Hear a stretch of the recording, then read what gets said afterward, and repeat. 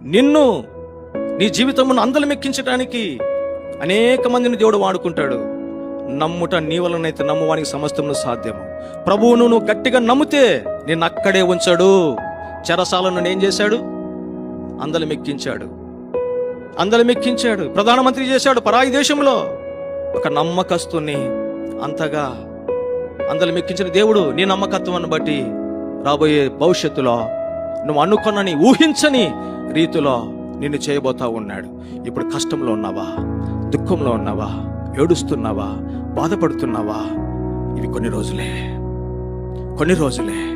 ప్రభు మీద ఆధారపడు. ఈ కష్టము, దుఃఖము, ఏడుపులో, ఈ నిరుద్యోగములో ప్రభువును స్తుతించు, సంతోషంగా ఉండు, ప్రభువు మీద ఆధారపడు.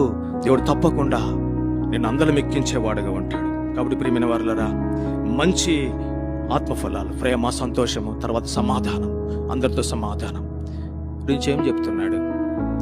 మన గురించి ఇతరులు, మన ఇంట్లో, మన సంఘంలో మన గురించి ఎటువంటి సాక్ష్యం మనము కలిగి ఉన్నాం? ఇది మంచి పోరాటము నేను పోరాడితేనే.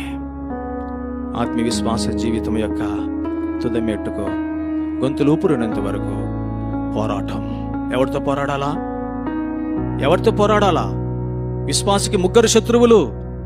మన శరీరమే మనకు శత్రువు, లోకం శత్రువు, సైతానుడి శత్రువు. వాటితో పోరాడాలి. మళ్ళా లోకంలో మళ్ళా 3 ఉన్నాయి: శరీరాశ, నేత్రాశ, జీవబుడం. గొంతులు ఊపిరినంత వరకు మనం శరీరంలో ఉంటాం. గొంతులు ఊపిరినంత వరకు ఈ లోకంలో బ్రతుకుతాం. కాబట్టి సైతాను ఎదిరించాలా, సైతానుతో పోరాడాలా, లోకముతో పోరాడాలా.